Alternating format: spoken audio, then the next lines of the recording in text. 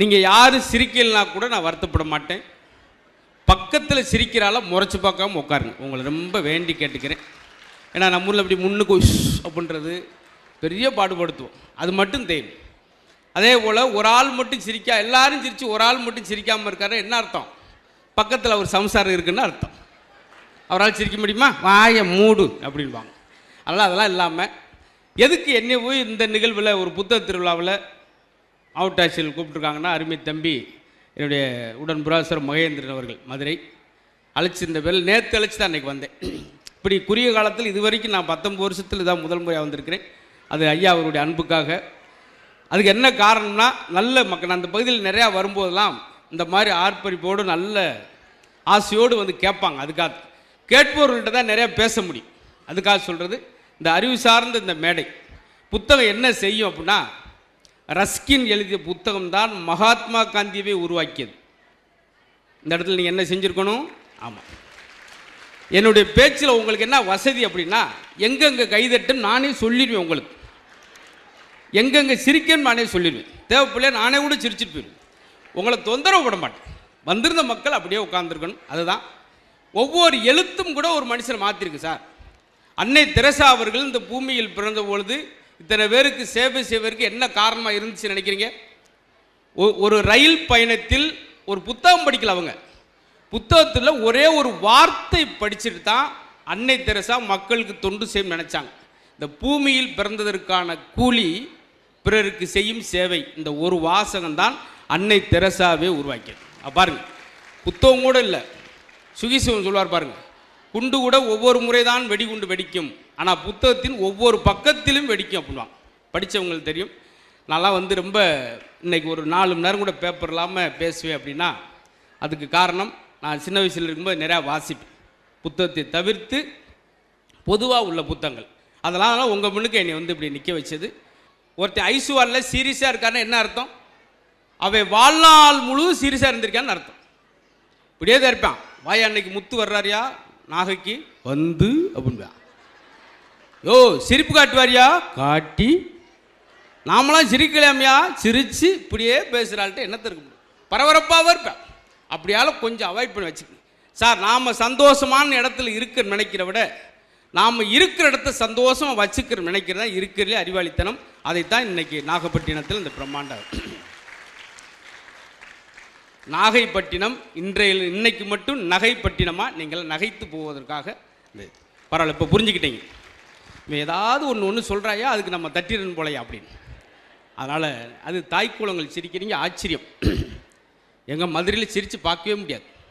ஒரு நாளைக்கு 17 சீரியல் பார்த்து தேம்பி அழிகிற கோஷ்டி அதுக்கு தான் பாவம். ஆனால் நீங்கள் வந்து சிரிக்கிறீங்கன்னா சந்தோஷம். ஏன்னா திருட வந்தவன் அவனும் உட்காந்து 2 சீரியல் பார்க்குறான். அந்த அம்மாவுடைய பார்த்துட்டு 5 நேரம் கழிச்சு வந்திருக்கேன். வெளியே வந்தவனுக்கு ஏன்னா பல நேரம் அங்கே ஒய்ஃபை இருந்துச்சுரா, 2 படம் டவுன்லோட் பண்ணிட்டு வந்தேன்னா எப்படி இருந்திருக்கு பாருங்க. அதில் நீங்களாம் சிரிக்கணும். பெண்களுக்கு பொன் நகையை விட புன்னகை தான் அழகு பாருங்களா. அதை தான் உங்களை நாங்கள் சிரிங்க. இது ரொம்ப ஆரோக்கியமான விஷயம். எதுக்கு சொல்கிறேன்னா, இன்னும் அழுத்தி சொல்கிறேன். ஏன் சிரிக்கணும்? இந்த நிறைவு நாளில் என்னை கூப்பிட்டதுக்குன்னு ஒரே வரியில் சொல்லி முடிக்கிறேன். 1 நிமிட சிரிப்பு 1 கிராம் தங்கத்தை விட விலை உயர்ந்தது. பார்த்தீங்களா? ஏன்னா அந்த காலத்தில் சொல்லுவாங்க பார்த்தீங்களா, இன்னைக்கு இருந்தவே நாளைக்கு இல்லை, நேற்று இருந்தவே இன்னைக்கு இல்லை சொல்கிறாங்கல்ல. இப்போ அதெல்லாம் கிடையாது. நைட்டில் இருந்தவே காலையில் இல்லை. அந்த அளவுக்கு சுருங்கிருச்சு வாழ்க்கை. அதுக்கு சொல்கிறேன். முன்னால 2 பேரும் உட்காந்து என்ன சார் பேசுனாங்க? வாங்க மாப்பிள்ளை எப்படி இருக்கீங்க, நல்லா இருக்கீங்களா, மருமை என்ன செய்கிறாரு பேசுனாங்க. இன்னைக்கு 2 பேரும் உட்காந்தா பேசுறது, வாங்க வருவோம். உங்களுக்கு எவ்வளவு? நம்மளுக்கு 400, உங்களுக்கு 600 சுகர். வாங்கோ டீ சாப்பிடும். கடைசி டீயாக போயிடும். நேற்று 5 மணிக்கு ஒரு டீ சாப்பிட்டுருக்கேன், 7 மணிக்கு அடக்கம் பண்ணியிருக்காங்க. கொஞ்சம் சீனி போடுறேன், வாக்கியரிசி போடுங்க, 2 ஒன்று தான். அப்படியே சீனியை போடுங்க, எனக்கு வாக்கியரிசி போடுங்க. ஒரு டீ சந்தோஷம் சாப்பிட முடியுதா சார்? முடியாது. அன்றைக்கி நான் வாக்கிங் போகிறேன், எதிர்த்தாப்பில் வந்தவன், என்ன சார் முத்து சார் சுகரா அப்படின்னா, இல்லை சார் இல்லை அதெல்லாம் என்ன வயசு? நான் 42. அப்போ வந்திருக்கோம். இல்லை சார் எனக்கு டாக்டர் டெஸ்ட்டு சொல்லிட்டார். அதெல்லாம் நம்பாதீங்க. ஏன் ரிப்போர்ட்டே இருக்கியா? சில ரிப்போர்ட்லாம் பொய்யா இருக்கும். எனக்கு சுகர் வரன்னு விரும்புகிறேன். நம்மலாம் படிக்கும்போது என்ன சார் செய்வோம்? ஒரு கொஸ்டின் தெரிஞ்ச ஆன்சர் எழுதுவோம், இல்லாட்டி கொடுத்துட்டு வந்துடுவோம் பேப்பரை. இப்போ ஆன்சர் தெரியாட்டி தான் பக்கம் பக்கமாக எழுதுறான். 8 கொஸ்டின் கொடுத்து 5க்கு எழுதுன்னு சொல்லுவாங்க நம்ம படிக்கும்போது, 2 3 கூட தெரியாது. இப்போ 8மே எழுதுறான். 2ஆம் குலத்துங்க சோழன் யார்? 3ஆம் குலத்துங்க சோழனுக்கு மூத்தவன். பார்த்தியார் மண்டே சொரிஞ்சிட்டே மதிய வரைக்கும் உட்காந்துருக்காரு. என்ன சார் ரைட்டு மாதிரியே எழுதிருக்கு. இந்த இந்த குழந்தைகளுக்கு எப்படி இந்த கற்பனை? நம்மளாம் பாருங்கள், ஒரு கைபேசியை பார்த்ததில்லை குழந்தைகளுக்கு. இன்னைக்கு ஒரு மரத்தை ஆலமரத்தை செல்லரிச்சிருச்சுன்னு சொல்லுவோம். ஒரு 80 வருஷம் கழிச்சு அந்த மரம் விழுந்துடும். மரத்தை செல்லரிப்பது போல மனுஷனை இந்த செல்போன் அரிக்குது. அவ்வளோதான். அதான் நம்மளை கெடுத்து கொண்டு இருக்க. யார் உலகத்திலே 90 வயசு வரைக்கும் வாழணும் என்ன செய்யணும் தெரியுமா? இந்த இடத்துல கண்டுபிடிப்போம். யாருக்கு 90 வயசுன்னு இப்போ கண்டுபிடிச்சிடும். யாரெல்லாம் பேசிக் மாடல் போன் வச்சுருக்கீங்க, இந்த 600 800 ஒரு பட்டன் போன், அவங்க மட்டும் கை தூக்குங்க. பார்த்தீங்களா? இந்த 7 பேருக்கு மட்டும் 90 வயசு.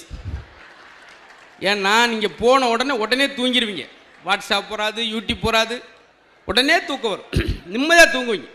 ஆனால் இந்த போன் வச்சுருக்கேன் நம்மளை பாடா படுத்திடுவேன் தெரியுங்களா? நான் உங்களை வந்தேன், ஒரு 5 பேர் இந்த ஃபோட்டோ எடுத்தாங்க, சந்தோஷம். உள்ளே டேர்ன் பண்ணி வரும்போது திடீர்னு ஒரு பையன் குறுக்க ஓடியாந்து செல்ஃபி பச்சைக்குன்னு 10 செல்ஃபி எடுத்துகிட்டு ஒத்த வார்த்தை கேட்டான் பாருங்க. எனக்கு படபடன்னு வந்துருச்சு. ஆமாம் நீங்கள் யாருண்ணே அப்படின்னா அதோடு நின்றவன் தான். பார்த்தீங்களா? இந்த செல்ஃபி இல்லா காலத்துக்கு முன்னால் அது இருந்துச்சா சார்? நல்லா தூங்கிட்டு இருக்கேன், 1:30 மணிக்கு எனக்கு ஃபோன் வருது. நான் அறத்தை குத்தியில் எடுத்து ஹலோ அப்படின்னே, எடுத்தாப்புல கேட்குதா, ஹலோ கேட்குதா அப்படின்னா, கேட்குது அப்படின்னே, அப்போ வச்சிரு. இதுக்கு நான் என்ன பதில் சொல்ல முடியும் சார்? இதெல்லாம் இல்லாததுக்கு முன்னாடி இந்த பட்டன் போன் என்ன மகிழ்ச்சி தெரியுமா?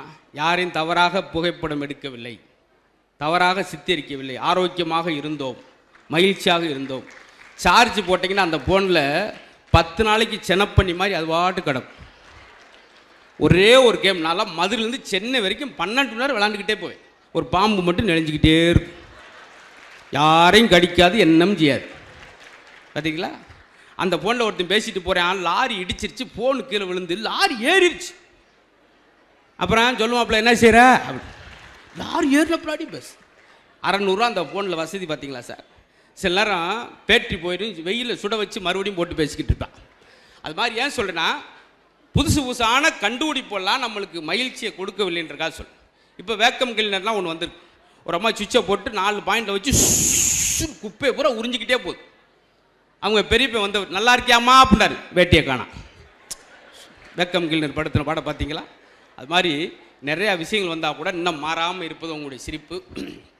பெண்கள் நாட்டின் கண்கள். ஆண்களுக்கு ஏதாவது சொல்லியிருக்கானா?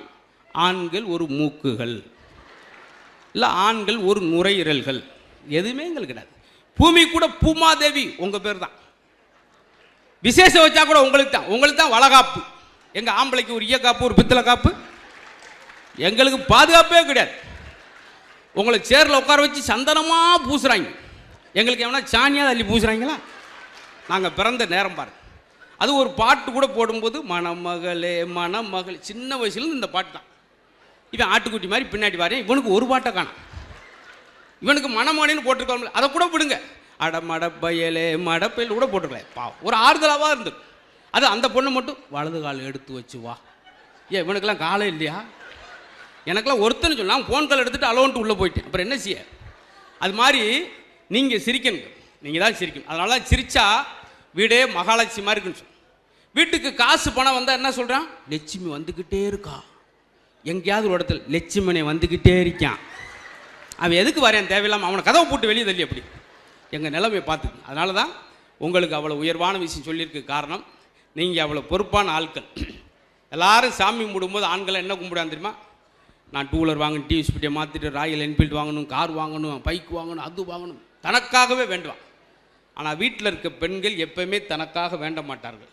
என் கணவர் வேலைக்கு போகிற இடத்துல பாதுகாப்பாக போயிட்டு வரணும், அவர் ஆரோக்கியமாக இருக்கணும், என் பிள்ளைக்கு நல்ல இடத்துல மாப்பிள்ளை கிடைக்கணும், அப்படி எப்பவுமே. அதனால தான் உங்களுக்கு அவ்வளோ மரியாதை. ஒரு பொண்ணு கூட சிரிச்சா என்ன சொல்கிறேன், க்யூட்டாக சிரிக்குது அப்படின்னு வாங்கி. ஆம்பளை சிரிக்கு போடா இழிச்சப்பலை வாய பொழந்துக்கிட்டோம், அது மட்டும் க்யூட்டி, எங்களை மட்டும் இழிச்சாப்பை. பார்த்தீங்களா? இதுதான் அப்படியே அந்த பெண் குழந்தை தவி வந்துச்சுன்னா, ஆஹா எப்படி வரப்பு நம்ம தவட்டும் குரங்குட்டி மாதிரி தவறி அம்பார் அவங்க அப்பனை மாதிரி. அப்படி சிரிக்கும்போது மட்டும் உடம்புல உள்ள 6 லட்சம் நரம்பு வேலை செய்யுது. அங்கே ஒரு அம்மா பெரிய டாக்டரு, பெரிய படித்தானாக்கும், இவன் என்னைக்கு எண்ணி பார்த்தியான் அப்படிலாம் சொல்லக்கூடாது. சரின்ட்டு போயிடணும். திடீர்னு வந்து கேள்வி கேட்டுனா என்ன செய்ய முடியும்? யாரெல்லாம் சிரிப்புக்கு நேரம் ஒதுக்கலையோ அவங்க ஊரா டாக்டருக்கு நேரம் ஒதுக்கிடுவீங்க பார்த்துக்கு. ஏன்னா ஒன்றும் தப்பாக சொல்ல. இப்போ ஒரு ஆள் டாக்டர் போய் உட்காந்தோடனே டாக்டர் சொன்னார், மெதுவாக கையை தூக்குங்க, அப்படியே தூக்குங்க, அப்படியே இறக்குங்க, காலை நீட்டுங்க, இடிக்குது உள்ள மடக்குங்க, மூச்சு விடுங்க, சட்டையை கலத்துங்க, முதுகை காட்டுங்க, காட்டுங்க, பல்ல விளக்குங்க, மூக்கை காட்டுங்க, முடியை வெட்டுங்க. 3/4 மணி நேரம் கழித்து அவன்கிட்ட போய் என்ன செய்யுது, அவன் என் பொண்ணுக்கு சடங்கு பத்திரிக்கை கொண்டு வந்தேன் அப்படின்னா, பிஞ்சு உன்னை செருப்படுத்து அவரே அடிச்சிருக்கார். ஐயோ முதலே சொல்ல வேண்டியானியா, நீ முதலே கேட்க வேண்டியானியா, ஐயா நாக்கு நட்டு மூக்கு நட்டு ஒரே தான் நீட்டிகிட்டே போறியா. சின்ன இது நம்மளுக்கு தேவையா சார்? நல்லா சொல்கிறேன், ஞாபகம் வச்சுக்கோங்க. உங்களுக்கு மன அழுத்தம் ரொம்ப ஸ்ட்ரெஸ்ஸாக இருக்கிறப்ப நீங்கள் செய்ய வேண்டிய 2 விஷயம். மெல்லுசான ஒரு இசையை கேளுங்க. தயவுசெய்து ஒவ்வொரு இசைக்கும் ஒவ்வொரு ராகத்திற்கும் ஒரு நோயை குணப்படுத்துகிற சக்தி இருக்குது. புன்னாக வரை ராகம் கேட்டிங்கன்னா மேடைக்கு பாம்பு வரும். அமிர்த வரிசை ராகம் கேட்டிங்கன்னா மலையே வரும். ராகத்திற்கு அந்த மகத்துவம் உண்டு. ஆனால் மன அழுத்தம் வரும்போது மெல்லுசா ஒரு பாட்டை கேளுங்க. நீங்கள் வாட்டுக்கு டங்கா டுங்காட்டு அவுட்டு காட்டினா இருக்கிறது டப்புன்னு இதையும் துடிச்சிடும். மெல்லுசாக கேட்கணும், அதான் ரொம்ப முக்கியம். அதே போல் ஒரு நகைச்சுவை கேட்டு கண்ணில் தண்ணி ஒரு அளவுக்கு சிரிக்கிற அளவுக்கு நோய் நொடியே கிடையாது. நம்மாழ்வார் இயற்கை விஞ்ஞானி என்ன சொல்கிறாரு தெரியுமா? உலகத்திலே 2 நீர் தான் ரொம்ப ஆரோக்கியமான நீர். கண்ணில் வரக்கூடிய கண்ணீரும் வாயிலிருந்து வரக்கூடிய உமிழ் நீரும். இந்த உமிழ் நீர்னால எந்த புண்ணையும் ஆற்றக்கூடிய சக்தி இருக்குது.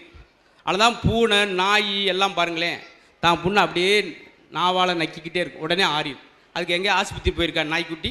கிடையாது. அதனால் ரொம்ப ஆரோக்கியமான விஷயம். அதைத்தான் நம்ம மேடையில் பேசுகிறோம். முன்ன மாதிரி ஆரோக்கியம் இல்லைன்றோம். அன்றைக்கெலாம் திரும்புகிற பக்கம்லாம் எங்கேயா ஜிம்மு இருந்துச்சா, உடற்பயிற்சி கூட இருந்துச்சா? இப்போ திரும்புகிற பக்கம்லாம் உடற்பயிற்சி கூட. காலையில் மெரினா பீச்சை பக்கம் பார்க்குற ஒரு 60 பேர் சாக்ஸும் போட்டுக்கிட்டு சவுண்ட் அதிகமாக இருக்குது, பெர்ஃபார்மன்ஸ் கம்மியாக இருக்குது. கை கால் இழுக்குத ஒழிய மூவ் ஆக மாட்டேங்கிறான். அவன் வலது பக்கம் போகிறேன், வகுறு இடது பக்கம் இழுத்துட்டு போகுது. அதுலேயும் நெகட்டிவ் பாசிட்டிவாக எடுத்துக்குங்க. தொப்பை இருக்கேன்னு வருத்தப்படாய்.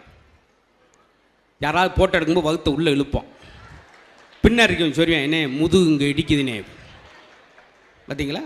அது ஒன்று நடக்கும். தொப்பை இருக்கேன்னு வருத்தப்படாங்க, சந்தோஷப்படுங்க.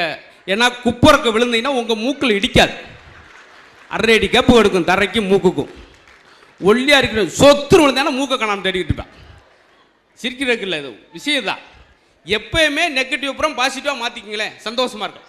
அது மாதிரி இந்த வாக்கிங் போகிறேன் சொல்கிறேன். ஒருத்தன் வகுத்திருச்சலோட என்ன அம்மாப்பிள்ள 8 வருஷமாக வாக்கிங் போகிறேன், 1/2 கிலோ வெயிட் கூட குறையலையே, எப்படா வாக்கிங் போகிறேன்னு பார்த்தா 4 ஸ்டெப்பு போகிறேன் சார். 4 உளுந்த விட கொண்டேன், லவக்குன்னு முக்கிறேன். 2 ஸ்டெப்பு சுண்டல் கொண்டேன், சாப்பிட்டுட்டு வெயிட்டே குறையலையே. அப்போ இந்த வாக்கிங் முறை எப்படி இருக்குது தெரியுமா? நடையில் ஆரம்பித்து வடையில் முடிஞ்சிருது.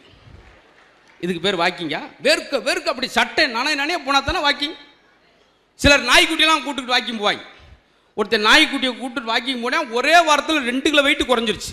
நாய்க்குட்டிக்கு, அவனுக்கு இல்லை. அங்கிட்டு இங்கிட்டு இழுத்து தப்பிட்டு ஓடிருக்கு. அதே போல் இந்த தொகுப்பெல்லாம் எடுத்து ஏன் பேசுகிறது? ஒரு புத்தக திருவிழாவில் புத்தகம் வந்து நெப்போலியன் கூட பாருங்களேன், குதிரையில் இருந்து கொண்டே தூங்குறது கிடையாது, குதிரையில் இருந்துக்கிட்டே படிப்பார். ஜவஹர்லால் நேரு அவர்கிட்ட கேட்டாங்க, எப்படி சார் மேடையில் அழகாக பேசுகிறீங்க, அதுக்கு என்ன காரணம் அப்படின்றதுக்கு நேரு அவர்கள் சொன்னது, நான் நேரத்தை திருடுகிறேன் அப்படின்னார். எப்படி? என்னுடைய உதவியாளர் வெளியே நிற்பார், என் பெட்டிக்கு அடியில் புத்தகம் வச்சுருப்பேன், அவர் உங்களை 5 மணி நேரம் தூங்க சொல்லியிருப்பார். நான் அதுக்கு தெரியாமல் அந்த பெட்லேருந்து எடுத்து நான் புத்தகத்தை 1 மணி நேரம் படிப்பேன் அப்படின்னு சொல்கிறாருன்னா அதுதான் பெரிய விஷயம். அப்படி வாசித்தவர்கள் பூரா வெற்றி அடைந்திருக்கிறாள் சார். நான் அன்றைக்கெலாம் அந்த அசத்தப்போ அந்த மாதிரி நிகழ்ச்சியெலாம் பேச சொல்லும்போது ரொம்ப சிரமம் எடுத்து தான் பேசுவேன். ஏன்னா ஒரு நாளைக்கு 5 எபிசோட் பேசணும். அப்போல்லாம் யூடியூப் இல்லாத காலம், ரொம்ப கஷ்டப்பட்டு பேசுவேன், 1 மணி நேரம் பேசணும். அப்போல்லாம் படித்த படிப்பு தான் இன்றைக்கி உங்கள்கிட்ட இந்த கைதட்டல் வாங்குறதுக்கு எனக்கு உதவியாக இருப்பது அன்று நான் வாசித்த புத்தகங்கள். பார்த்தீங்களா? புத்தகங்கள் என்னென்ன சொல்லி கொடுத்துருக்கு பாருங்கள். 100 பேர் சிந்திக்க வேண்டியது ஒருத்தன் சிந்தித்தால் அவன் கவிஞன், 100 கவிஞர்கள் சிந்திக்க வேண்டியது ஒருவன் சிந்தித்தால் அவன் மேதை. 100 மேதைகள் சிந்திக்க வேண்டிய ஒருவன் சிந்தித்தால் அவன் ஞானி. 100 ஞானிகள் சிந்திக்க வேண்டிய ஒருவன் சிந்தித்தால் அவன் தீர்க்கதரிசி. 100 தீர்க்கதரிசிகள் சிந்திக்க வேண்டியது ஒரு ஆள் சிந்தித்தால் அவன் தான் இறைவன் அப்படின்னா. பார்த்தீங்களா? அப்போ எவ்வளவு இருக்கு பாருங்க. இந்த காலம் கூட இந்த நேரத்தை விரயம் பண்ணக்கூடாதுன்றக்காக நல்லா வேகமாக பேசுகிறேன். எல்லாருக்கும் காலம் ரொம்ப முக்கியமானது. காலத்தை பற்றி அவ்வளோ விஷயம்லாம் பெருமையாக சொல்லுவாங்க. அதே போல் பணமெல்லாம் மகிழ்ச்சியே கிடையாது சார். ஆப்பிள் கம்பெனி ஓனர் என்ன எழுதி வச்சுருப்பிருக்காரு தெரியுமா? சுயசரித்தில் 58 வயசில் என்னோட உயிர் போயிடுச்சு, உயிர் பிரிய போகிறேன், இவ்வளவு சம்பாத்தியம் அந்த சம்பாத்தியங்களாம் என்னை காப்பாற்றவில்லை அப்படின்னு சொல்லி இன்றைக்கி ஆப்பிள் ஃபோன் வச்சுருக்குமே அதனுடைய ஓனர் சொல்லிட்டு போகிறார். அதே போல் அலெக்சாண்டர் உலகத்து புறம் தன் கட்டுக்கோப்பில் கொண்டு வந்தவே என்ன சொன்னான் தெரியுமா? கடைசியாக 3 ஆசையை நிவர்த்தி செய்யுங்கன்னு சொன்னேன் தளபதிட்ட. என்னங்க, என்னுடைய சவப்பெட்டி தூக்கி செல்லும் போது அந்த தூக்கி செல்கிற 4 பேரும் டாக்டராக இருக்கணும், மருத்துவர்கள் தான் என்னை தூக்கி செல்ல வேண்டும். என்னை தூக்கி செல்லும் வழியில் நான் இதுவரை சம்பாதித்த தங்கம், பிளாட்டினம், வைரம் எல்லாத்தையும் தூவிவிட்டே செல்லுங்கள். என்னை அடக்கம் செய்யும்போது சவப்பெட்டிக்கு வெளியே என்னை கையை வைத்து வெளியே வைத்து பூட்டுங்கள். எதுக்குங்க குழப்பமாக இருக்குது? எதுக்கு அரசர் எப்படி செய்யணும் அப்படின்றப்ப அவர் சொல்கிறார், அலெக்சாண்டர் சொல்கிறார், எவ்வளவு ஒரு ஆளாக இருந்தாலும் உயிர் பிரியும் போது மருத்துவரை நினைச்சா கூட காப்பாற்ற முடியாது என்பதற்கு தான் என் சவப்பெட்டியை மருத்துவர் தூக்கி செல்ல வேண்டும். நான் சம்பாதித்த பொருள் கூட என் கூட வரப்போவதில்லை அப்படின்றது என்னுடைய நகைகள் ஆபரணங்கள்லாம் வீசிக்கொண்டே வாருங்கள். அதே போல் இத்தனை நாடுகளை என் கையில் கொண்டு வந்தேன், ஆனால் கொண்டு போகும்போது கையில் எதையுமே நான் கொண்டு போகவில்லை என்பதற்கு வெளியே என் கையை வைங்க. பார்த்தீங்களா? அது மாதிரி தான். ஆனால் இந்த நேரம் உலகத்திலே சிறந்த காலம், இந்த நேரம் நினச்சா சந்தோஷம். உலகத்திலே சிறந்த இடம், இந்த இடம் நினச்சா சந்தோஷம். உலகத்திலே சிறந்த நண்பன் பக்கத்தில் இன்னைக்கு நாளை ஒவ்வொரு நாளையும். அதே போல் பாருங்களேன், ஒரு ஊரில் ஒரு நாட்டாம் விட்டு நாய் செத்து போச்சு சார். 2000 பேர் வந்து விசாரிக்கிறான். ஐயோ ஒவ்வொன்று குலைக்குமேன்றான் ஒருத்தன். அப்போ நாய் ஒவ்வொன்று தான் குலைக்கும், ஏன்னா நாட்டாம் விட்டு நாய் இல்லை. அடுத்த வாரம் நாட்டாமே இறந்து போயிட்டார், ஒரு நாய் அந்த பக்கம் வரல. இதுதான் உலகம். பார்த்தீங்களா எதுக்காக இயங்குதுன்னு பார்த்து. அதுக்குள்ளே நம்ம மகிழ்ச்சியாக சந்தோஷமாக சார். அல்ல உண்மையிலேயே நான் ஏற்கனவே ஒரு விஷயம் சொன்னேன், சிரிப்பது மாதிரி ஒரு ஆரோக்கியமான விஷயம் எதுவும் கிடையாது சார். இந்த ஹுட் ஃபீலிங்னு சொல்லக்கூடிய ஒரு 5 ஹார்மோன்களை சுரக்குது சிரிக்கிறது மட்டும். அவ்வளவு உடலுக்கு உற்சாகம் தம்பி. நீங்கள் கொரோனா டயத்தில் பார்த்தீங்களா, ஒவ்வொரு டிவிலையும் ஒரு ஆள் மருத்துவம் சொல்லுவார். ஒரு டிவி ஆன் பண்ணுங்க, நீங்கள் சீரக தண்ணி குடிங்க, இம்யூனிட்டி பவர் கூடும். இன்னொரு டிவியில் நீங்கள் மஞ்சள் தண்ணி குடிங்க, இம்யூனிட்டி பவர் கூடும். இன்னொன்று இல்லை, அவங்க நெல்லிக்காய் ஜூஸ் சாப்பிடுங்க, இம்யூனிட்டி பவர் கூடும். அவன் டென்ஷன் ஆகி அரைஞ்சி வரைச்சி குடிச்சிட்டான். ஏன்னா அதை கூடி இதை கூடி நம்ம மொத்தமாக குடிச்சிட்டு ஒன்று போயிடுவோம்டா அப்படி. ஆனால் அந்த நேரத்தில் ஒரு டாக்டர் சொன்னார், உடல் ஒழுங்கி மனசு விட்டு சிரிப்பதே மிகச்சிறந்த இம்யூனிட்டி பவர்னு சொல்லி ஒரு டாக்டர் சொன்னார். இல்லைங்களா? என் நண்பர்லாம் அடிவத்தில் ரேச சுருக்குன்னு டாக்டர் போனான். டாக்டர் அடிவத்தில் தான் வலிக்குது அப்படின்னா, குப்புறக்கு போட்டு 36 தையல் இங்கே இருந்து இங்கே வரைக்கும் ஆப்ரேஷனை முடிச்சுட்டு செம்பு நிறையா தண்ணியை கொடுத்துருக்காரு, இதை குடிங்க அப்படி.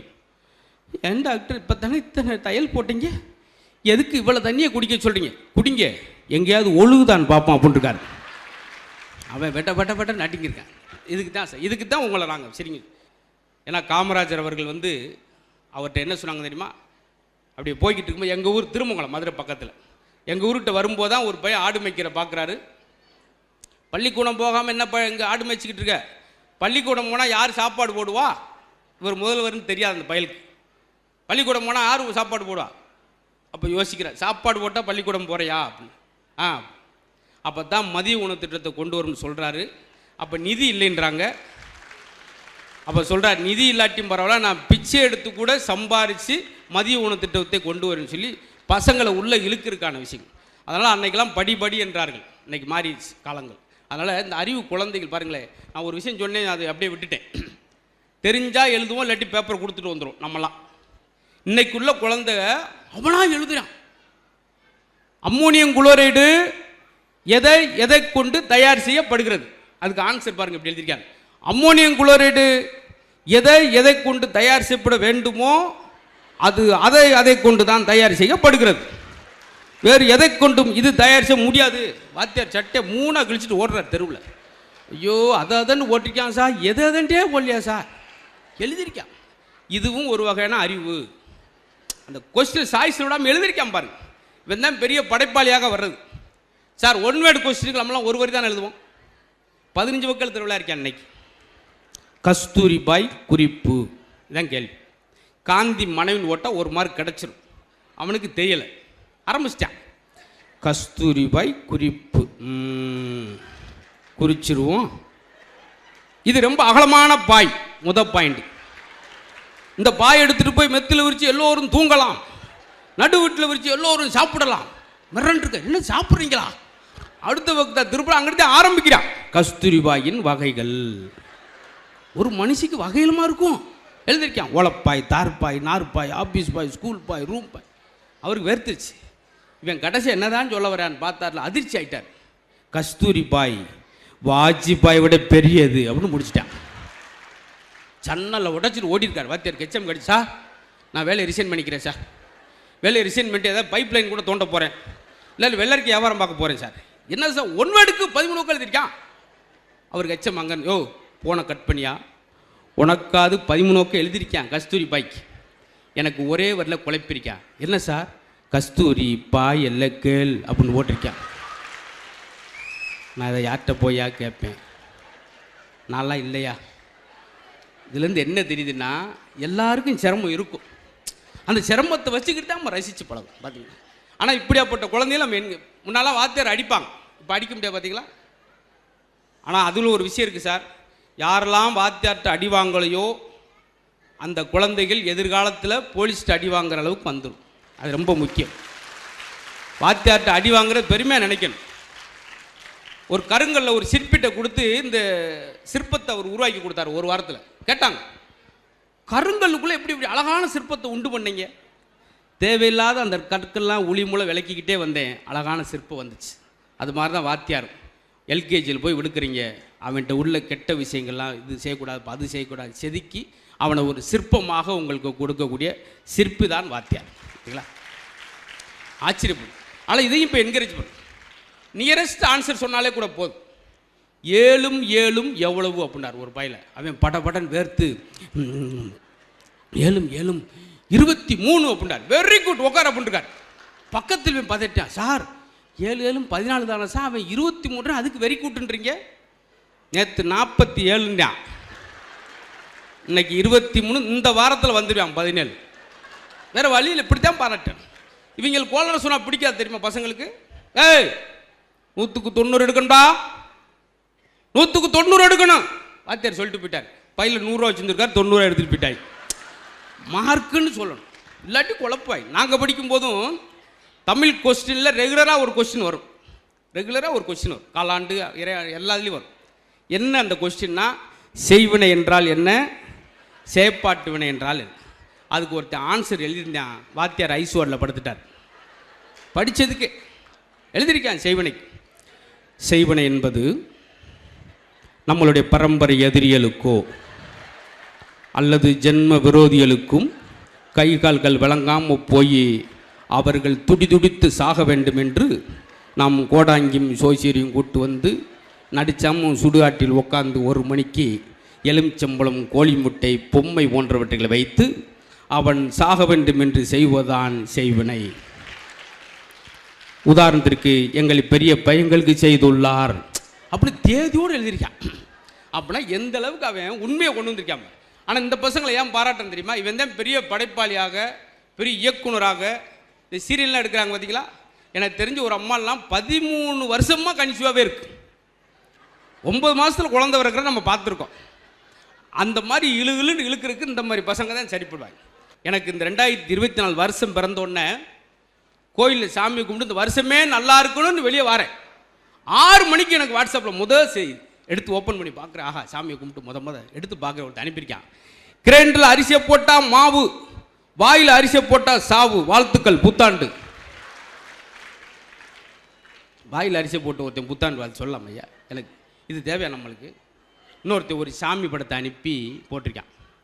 இதை 1 மணி நேரத்தில் 300 பேருக்கு அனுப்பவும், இல்லை என்றால் உன் குடும்பமே ரத்த வாந்தி எடுத்து சாவீர்கள். இதெல்லாம் தகவலை கொடுக்க வாய்ப்பு இருக்குது. ஆனால் நல்ல தகவலை பரிமாறுறதுக்கு நான் அமெரிக்காலாம் போயிடப்போ பார்க்குறேன், கைபேசி வச்சுக்கிற மாட்டேங்கிறாங்க அவங்களாம்.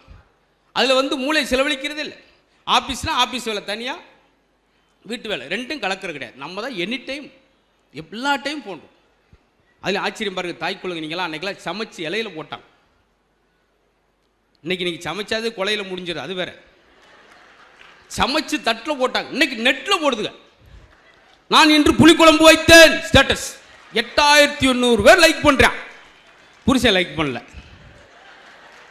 ஏங்க எல்லாரும் லைக் போட்டிருக்காங்க, நீங்கள் ஒன்று போட்டேன்னா அவங்கெல்லாம் புளிக்குழம்பை பார்த்தவங்கடி. நான் தாண்டி புளிக்குழம்பை குடிச்சிட்டு குளுக்கோஸ் ஏற்றிட்டு வந்து உட்காந்துருக்கேன். அப்படி இருக்கு உங்கள் சாப்பாடு. ஒரு காலத்தில் சமைச்சா சார், சமைச்சு சாப்பிட்டு முடிச்சுன்னு வெத்தலைப்பட்டியை ஓப்பன் பண்ணாங்க நம்ம தாத்தாக்கள். 16 குழந்தை 17 குழந்தை. இதில் என்ன ஆச்சரியம் தெரியுமா? 17 குழந்தையும் சுகப்பிரசவமாக பிறந்தது. ஒரு குழந்தைக்கு கூட ₹1 செலவழிக்கலை. இன்றைக்கி ஒரு குழந்தைக்கு எவ்வளவு? 1.5 லட்சம் செலவு பண்ணி பிறகு. ஆச்சரியமா? அது 1.5 கிலோ 2 கிலோ. இதில் என்ன ஆச்சரியம்? அந்த மாதிரி உணவு அப்படி சார். அவன் பயன்படுத்தின பொருளே ஜிம்மு பொருள் தான். மண்வெட்டி, கடப்பாறை, கோடாரின்னு வேர்க்க வேர்க்க வேலை செஞ்சால் ஆரோக்கியமாக இருந்தான். அன்றைக்கி ஃபுல்லாக சைக்கிள் ஓட்டுறவனை கேவலமாக பார்த்தீங்க சார். ஆடி காரில் போகிறது வசதி கிடையாது. எவன் ஆஸ்பத்திரிக்கு போகாமல் இருக்கானோ அவன் தான் வசதி. சரிங்களா? எங்கள் ஊரில் திருவிழா நடக்கும், சித்திரை திருவிழா. அதில் சைக்கிள் 500 தான். அந்த 500 சைக்கிள் 5 பேர் உட்காந்து போவோம். அப்பா, மையன், குழந்தை, பேரன்னு சொல்லி 5 பேர் 500 சைக்கிள் உட்காந்து போவோம். இப்போ 4,30,000 ஒரு 2 வீலர். டயர் இருக்குது, லைட் இருக்குது, டேங்க் இருக்குது, உட்கார்றவனுக்கு இடம் இல்லை. எவ்வளவு? 4,30,000. இன்னொன்று 8,80,000 வண்டி. பார்த்தீங்களா? ஒற்றை தரையில் உட்காந்து அவன் சம்சாரம் 3ஆம் மாடியில் அங்கே உட்காந்துருக்கு. ஃபோன் பண்ணிட்டேன், ஏறிட்டாடியே, ஏறிட்டேன், கிருக்கா வண்டி வாங்கியிருக்கேன் மாதிரி யாரு அப்படி. இவன் கீழே உட்காந்து ஓட்டி போயிருக்கேன். அந்த அம்மா மேலே உட்காந்து ஓம்னி பஸ்ஸில் வரவன்ட்டு பேசிட்டு வருது. எந்த ஊர் வரீங்க? நல்லா இருக்கீங்களா? எங்கள் வீட்டுக்கு அந்த அடைக்காம பாரு அப்படி. அவன் எட்டி பார்க்கணும் விழுந்து இன்னொருத்தர் டூலில் வந்து இந்த அம்மா, ஏன் ஒய்ப் மாதிரி இருக்கு, ஏன் லூசு விரட்டி வாயா அப்படி. 16 கிலோமீட்டர் ஒய்ப் வரைக்க முடியும் அப்படின்னு. இதில் நீங்கள் சிரிக்கிறீங்க, ஆனால் இதில் விஷயம் பாருங்கள். 500 சைக்கிள் நம்ம ஆனந்தமாக இருந்தோம். 8 லட்ச ரூபாய்க்கு வண்டி வாங்கி என்னாச்சு? பல்சர் லோனு அல்சர் வந்து ஆஸ்பத்திரியில் கடந்திருக்கான். அதான் நம்ம எழுத்துக்கிற பொறுத்து சார். ஒரு முனிவர்கிட்ட, ஒரு பெரிய நாணிகிட்ட போய் ஒருத்தன் கேட்குறான், சார் அந்த உலகம் நல்லதா கெட்டதா? அந்த பூனைக்குட்டியை பாரு அப்படின்னார். பார்த்தான். பூனைக்குட்டி தன் வாயால் எலிய கவுது செத்து போகுது. அதே பூனைக்குட்டி தான் பூனைக்குட்டியை கவுது சாக மாட்டேன். நீ நல்லது நினச்சின்னா அந்த உலகம் நல்லது, நீ கெட்டதா நினச்சா அந்த உலகம் நீ உருவாக்கிறா. என் மனைவி என்கிட்ட அன்பாகவே இருக்க மாட்டேங்கிறான்னு சொல்கிறேன்னா, நீ எத்தனை நாள் அன்பாக இருந்த? முக்கால்வாசி சண்டை எதனால் வருது? கடுமையான பசியோடு வந்து உட்காந்துருப்பான். சாப்பிட வாய் எடுத்து வைக்கிறப்ப மனைவி சொல்கிற ஒத்த வார்த்தையில் பசியே 16 கிலோமீட்டர் ஓடி போயிடும். வாய் சாப்பிட போகிறேன், ஒய்ஃபு சொல்கிறாங்க, சாப்பிடுங்க, உங்கள்கிட்ட ஒன்று கேட்கணும் அப்படின்னு. அப்படியே மண்டே சொரிஞ்சான். என்னத்தை கேட்க போகிறாளோ, எதை கேட்க போகிறாளோ, அதோடு சோழி முடிஞ்சு. ஏன் அந்த நேரம் தான் அதை கேட்கணுமா? ஒரு வீட்டில் 2 பேரும் கணவன் மணி அப்படி ஒற்றுமை, ஒரு தட்டை சாப்பிட்ற அளவுக்கு. எப்படி உங்களுக்குள்ள சண்டை வந்துச்சு? அந்த தட்டை யார் கழுவுறில் வந்த சண்டை தான். இப்படி சண்டை விட்டு கிடப்பாய். நிறைய இடத்துல கடற்கரையில் 2 சாமியார் சந்திக்கிறாங்க. சுவாமி வணக்கம் சுவாமி. பதிலுக்கு அவர், சுவாமி வணக்கம், தாங்கள் எப்படி சாமியாக மாறினீர்கள்? கலாகலா என்று ஒரு பெண்ணை விரும்பினேன், காதல் கைகூடவில்லை, சாமியார் ஆகிவிட்டேன். என் கதை இருக்கட்டும், தாங்கள் எப்படி சுவாமியாக மாறினீர்கள்? அந்த சனியம் முடிச்ச கலாவை நான் தான் கல்யாணம் பண்ணேன். ஒரே பிரச்சனை தான், ஒருத்தனுக்கு சந்தோஷம், ஒருத்தனுக்கு டென்ஷன். நீங்கள் உருவாக்கிக்கிறதா சார், வேறு யார்ட்டும் போய் கேட்குறது. பார்த்தீங்களா சார்? ஒரு புண்பட்டவன் தான் பண்பட்டவனாக மாற முடியும். ஒரு புல்லாங்குழல் செய்கிறப்ப தொலை போடுறப்போ உடஞ்சிருச்சுன்னா அது விறகுக்கு போயிடும். பொறுமையாக இருக்கிறதுல இசை வரும். அது மாதிரி நம்ம பொறுமையாக கொஞ்ச நாள் கழித்து எல்லாருக்கும் சந்தோஷம், அமைதி எல்லாமே கிடைக்கும். இந்த கோவிச்செட்டிப்பாளையம் பக்கத்தில் ஒரு கிணறு இருக்கான். கணவன் மனைவி மனசில் ஒன்று நினச்சிட்டு ஒரு காயின் போட்டால் உடனே நடக்குமா? கேள்விப்பட்டு கணவன் மனைவி முதல்ல வீட்டுக்கார அந்த கிணத்தோடு நின்றுட்டு மனசில் ஒன்று நினச்சிட்டு ஒரு காயின் போட்டுட்டு வந்துட்டார். இந்த அம்மா உடனே நடக்கும்னு சொல்லி எட்டி போடுறோம்னு தொம்முன்னு உள்ளே விழுந்துச்சு. வீட்டுக்காரர் சொன்னார், நான் நினச்சேன் நடந்துருச்சு. இந்த மாதிரி நினைக்கக்கூடாது. இது பூரா நகைச்சுவைக்காக சொல்லுவோம். இவ்வளோ சொன்னால் கூட, இவ்வளோ மனைவியை கிண்டல் பண்ணால் கூட, வீட்டுக்கு போனோன்னா முதல்ல சாப்பிட்டீங்களான்னு கேட்குற ஒரே ஒரு உணர்வு அவங்க மட்டும்தான். பார்த்தீங்களா? அதெல்லாம் சும்மா சொல்லிக்கலாம். இப்போ இந்த இடத்துல கேட்போமே, இப்போ அக்காவை கேளுங்க, நீங்கள் என்னவா இருக்கீங்கக்கா? அவங்க என்ன சொல்லுவாங்க பார்த்தீங்களா, ஹவுஸ் ஒய்ஃப். நீங்கள் என்னவா இருக்கீங்க? அக்கா புழுக்கள் இருக்கா, நீங்கள் சொல்லுங்கள். நீங்கள் ஹவுஸ் ஒய்ஃப்.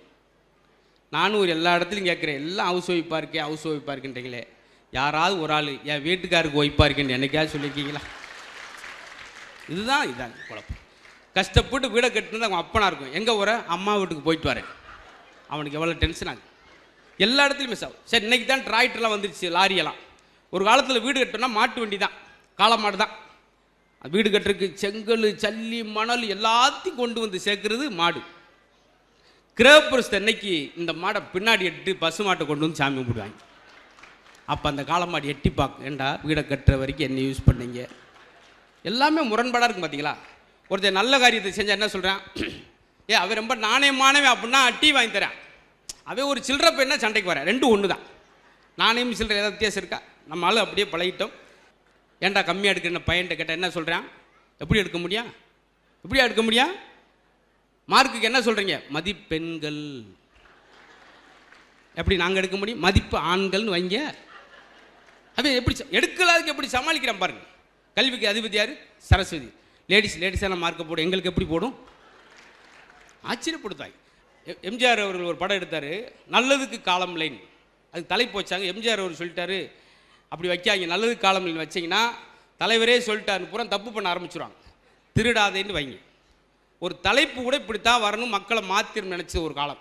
அன்னைக்கு பட தலைப்பே பாருங்களேன், அவன்தான் மனிதன், பெரிய மனிதன், நல்ல மனிதன், மனுஷன் பேர்லேயே படம். இன்னைக்கு பாருங்கள், சிங்கம் 1, சிங்கம் 2, சிங்கம் 3, சிங்கம் 4, மொத்தமே 7 சிங்கம் தான் ஊருக்குள்ளே இருக்குது. அவன் அவ்வளோ கூண்டோடு. அப்புறம் சிறுத்தை, நடுநீசி நாய்கள். ஒரு ஆள்லாம் படம் எடுத்தார், இவன் வேற மாதிரி. ஏன் அவங்க அப்பா மாதிரி இருக்கக்கூடாதா? பயந்துருவாங்க. ஐயோ, நடுவில் கொஞ்சம் பக்கத்தாங்க, இங்கிட்டு வந்து அட்டையை காணாமல் ஓடிருக்காங்க. இப்போ எல்லாமே மாறிடுச்சு. அதனால் ஏமா அன்றைக்கெல்லாம் ஒருத்தர் விழுந்துட்டான்னு என்ன செய்ய தெரியுமா? எந்திரிச்சு முதல்ல யாராவது நம்மளை பார்க்குறாங்களான்னு பார்ப்பேன், ஏன்னா அவமானம் போயிடும். அப்புறம் கையில் தட்டியிருக்கா, உராஞ்சிருக்கான்னு பார்ப்பேன். கீழே விழுந்தா அன்றைக்கி ஒருத்தன் பஸ்ஸில் விழுந்து சர்ன்னு 20 அடிக்கு எடுத்துகிட்டு போய் வேகமாக எந்திரிச்சு செல்ஃபோன் எடுத்து பார்க்குறேன், நல்ல வேலைக்கு கிராச் ஆகலை. அப்புறம் பார்க்குறேன் வலது காலை காணாமல் தெரிறேன். ஏன்னா வலது காலை காணாமனே எப்படி? எதை சார் முதல்ல கேட்கணும்? பார்த்தீங்களா, இதுக்கு தான் வருது. இப்போ எல்லா இடத்துலையும் ஒருத்தன் ஃபோன் வருது, இந்த ராங் நம்பர்லாம் என்ன, நம்ம ஃபோன்னால என்னென்ன அவதி காலாரு. வீட்டில் குடும்பத்தில் முக்கால் சண்டைக்கு என்ன காரணம்? 11 மணிக்கு ஃபோன் வரும். சம்சார் எழுப்பு, என்ன அண்ணாரம் போகணும், ஏதாவது கம்பெனி காலாக இருக்குமா? கம்பெனி காலாக உன் பழைய சண்டை தொடங்குதா? சரின்ட்டு ஆஃப் பண்ணிட்டு சார்ஜ் போட்டு படுத்துட்டான். கிழுக்கு நெறிஞ்சிருக்கு. ஒரு 1:30 மணிக்கு மறுபடியும் கூப்பிட்றா. அதை நான் பீட்டி புல்லுன்னு பஞ்சு வச்சுருக்கேன், பேட்ரி புல்லுன்னு வருது. ஏண்டி என் உசுரை வாங்கி தொழிறேன். பார்த்தீங்களா, இந்த சண்டைக்கெல்லாம் நிம்மதியெல்லாம் போனது இதட்டு தாங்க. வாட்ஸ்அப்பில் வர தகப்பு, அதுலேயும் நீங்களாம் சமைக்கிற, இன்றைக்கெல்லாம் 6 சமைக்கிறா பார்த்து பூரா யூடியூப் பார்த்தா. சிக்கன் செய்வது எப்படி அப்படின்னு ஒரு யூடியூப் கிச்சனில் ஓப்பன் பண்ணி வச்சுட்டு இந்த அம்மா செய்யுது, அதை போடும், இதை போடும், கறி மசாலா போட்டுக்கிட்டே இருக்கு. திடீர்னு போன் சுவிட்ச் ஆஃப் ஆயிடுச்சு, சட்டி கறி பூன்னு எரியுது. எங்கே புகையா வருதுங்க ஏன்டி உடனே அதை பார்த்து யார் சமைக்க சொன்னேன்? ஒரு சமையல ஆம்பளை என்ன சார் சொல்லணும்? வாவ். அதான சாப்பாடு. சாப்பிட்டு என்ன சொல்கிறேன்? வாவ். இது எப்படி சாப்பாடாக இருக்கும் சொல்லுங்க பாருங்க. அந்த சாப்பாடை சாப்பிட்டுனா ஆம்பளைக்கு அந்த சாப்பாடு அப்படி நெஞ்சிலே நிற்கணும். அன்னைக்கு ஒருத்தர் நெஞ்சே நின்றுச்சு. ஏன்னா நம்ம கிண்டல் பண்ணுறக்காக சொல்ல, அப்படி எல்லாரும் யூடியூப் பார்த்தானே சமைக்கும். ஒருத்தெல்லாம் தினமும் அதை சாப்பிட்டுட்டு அந்த அம்மா வித்தியாசமாக அன்றைக்கி ஓப்பன் பண்ணிச்சு. 12 மணிக்கு டிக்கா செய்வது எப்படி, யூடியூப்பில் பர்கர் செய்வது எப்படி, பீஸா செய்வது எப்படி, சந்தோஷமாக உட்காந்துருக்கான். ஆஹா, இன்னைக்கு ஏகப்பட்ட ஐட்டம் பார்க்குறான். 6 மணிக்கு உப்புமா கணிந்து வச்சிருக்கு. என்னம்மா அதெல்லாம் ரொம்ப கஷ்டம் போலங்க, ஏதோ அதுதான் போடுறாங்க. பார்த்தீங்களா, சிலருக்கு நேரம் அப்படியே தான் அமையும். ஆனால் நீங்கள்லாம் பெருமை என்ன சொல்கிறீங்க? நாங்கள் ஒரு தடவை சமைக்காட்டி என்ன ஆகும்? ஆனால் முக்கால்வாசி ஹோட்டலில் பாருங்கள், 3 ஸ்டார் 5 ஸ்டார் ஹோட்டலில் ஆம்பளை தான் சமைக்கிறாங்க. இவ்வளோ பெரிய தொப்பியை போட்டுக்கிட்டு கல்யாண மண்டபத்தில் 2000 பேருக்கு ஒரு ஆம்பளை சமைக்கிறான் சார். வெறும் மேலோட வேர்த்து ஒழுகுது, ஃபேன் கூட கிடையாது, தலைப்பா கட்டிட்டு கிண்டு அங்கே இருந்து பிடி இவ்வளோ பெரிய அகப்பையை வச்சு. உடனே டைனிங் காலம், என்ன சாப்பாடு உப்பு கம்மியாக இருக்குது, வேர்த்து ஒழுகுது, என்ன உப்பு கம்மியாக இருக்கா அப்படியே சால்ட்டை ப்ராடக்ட் பண்ணுறான். பார்த்துருக்கீங்களா? ஏன்னு சொல்லேன்னா, எல்லாருக்கும் யார் அழகுன்னெலாம் சொல்கிறோம்ல, பெண்கள் நீங்கள் அழகு தான்.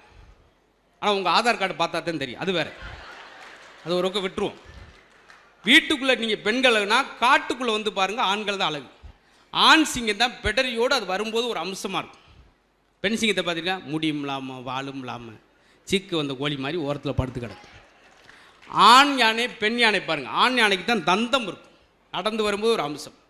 ஆண்மயில் பெண்மயில், ஆண்மயில் தான் தோகை விரித்து ஆடு 4 மணிக்கு இவ்வளோ வரி தோகை விரிச்சு. அப்படி ஒன்று ஒரு நாள் விட்டு கொடுத்துக்கிற வேண்டியதான். மகிழ்ச்சியான இடமா அந்த இடம் மாறியது. நான் பேசுனா 2-3 மணி நேரம் கூட பேசிடுவேன். ஆனால் உங்களுக்கு காலையில் பால்காரன் பால் போடுற அளவுக்கு வந்துடக்கூடாது. என்னுடைய அப்படி தான் ஒரு இடத்துல பேசிட்டு அப்படி ஆயிடுச்சு டைம். முடிந்த அளவுக்கு குழந்தைகளை காலையில் எழுப்பும்போது உற்சாகமாக எழுப்புங்கள்ன்றாங்க. எப்படி எழுப்பணுமா? எந்திரிங்க, நாகப்பட்டினம் கமிஷனர் எந்திரிங்க, வேளாங்கண்ணி கமிஷனர் எந்திரிங்க, கலெக்டர் எந்திரிங்க சொல்லணுமா? அப்போ தான் அவனுக்கு ஒரு பாசிட்டிவாக காலையிலே. நம்ம காலையில் எப்படி எழுப்புகிறோம் குழந்தைய? எந்திரி எருமை, அப்படி அவன் எருமை மாதிரியே தெரிப்பான். படிடா படிப்பங்காலுது என்னத்தை படித்தேன். வெளிநாட்டில் பாருங்க, தாமஸ் ஆல்வா எடிசன் வந்து 1200 கண்டுபிடிப்பை கண்டுபிடிச்சிருக்காரு. எப்படி தெரியுமா? இந்த விஷயத்தை சொல்லிட்டு முடிக்கிறேன். ஸ்கூலில் சேர்த்து வராங்க எடிசனுடைய அம்மா. ஸ்கூல் வாத்தியார் பார்க்குறாரு. ஒரு வாரம் கழித்து ஒரு பேப்பரில் அந்த எடிசன் எழுதி கொடுக்குறாரு. அதை அவங்க அம்மா வீட்டில் வாங்கி பார்க்குறாங்க. அம்மா என்னம்மா சார் எழுதியிருக்காங்கன்னு கேட்குறா எடிசன். அதில் என்ன எழுதியிருக்கு தெரியுமா? இந்த பையன் மூளை வளர்ச்சி இல்லாதவன், முட்டாள், இவனுக்கு எதுவுமே சொல்லிக் கொடுக்க முடியாது, சொல்லிக் கொடுத்தாலும் புரியாதுன்னு எழுதி கொடுத்துருக்காங்க. இதை போய் அவன்கிட்ட சொல்ல முடியுமா? டேய் நீ பெரிய அறிவாளி அம்டா, உனக்கு சொல்லித்தரதுக்கு வாத்தியாருக்கே அறிவுலையா, என்னம்மா சொல்கிறீங்க அப்படின்னு அந்த பேப்பர் மடித்து புக்கில் வச்சுட்டு அம்மாவே தன்னுடைய எடிசனுக்கு சொல்லிக் கொடுக்குறாங்க. ஒரு குறிப்பிட்ட காலத்தில் அம்மாலாம் இறந்த பின்னாடி நிறையா கண்டுபிடிச்சிட்டாரு. இந்த லைட்டு கண்டுபிடிச்சது, சினிமா கண்டுபிடிச்சது எல்லாம் அவர் தான். இத்தனை கண்டுபிடிப்புகள் கண்டுபிடிச்சா கூட அந்த வீடு ஷிஃப்ட் பண்ணுறப்ப அந்த பேப்பர், அந்த புத்தகத்துக்குள்ள அந்த பேப்பர் எடுத்து பார்க்குறாரு எடிசன். எதற்கும் லாயக்கற்றவன் இவன் ஒரு முட்டாள், இவனுக்கு சொல்லிக் கொடுக்க முடியாது.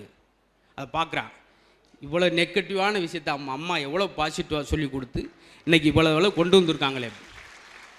நம்மளால் என்ன செய்வோம்? வாத்தியார் சொன்ன மாதிரியே இருக்கவார். வெளிநாட்டில் இத்தனை அறிஞர் விஞ்ஞானி இருக்காங்க. என்ன அர்த்தம்? போட்டி ஓட்டுக்கிட்டு எனர்ஜியை சொல்கிறாங்க, எனர்ஜியை வளர்க்குறாங்க.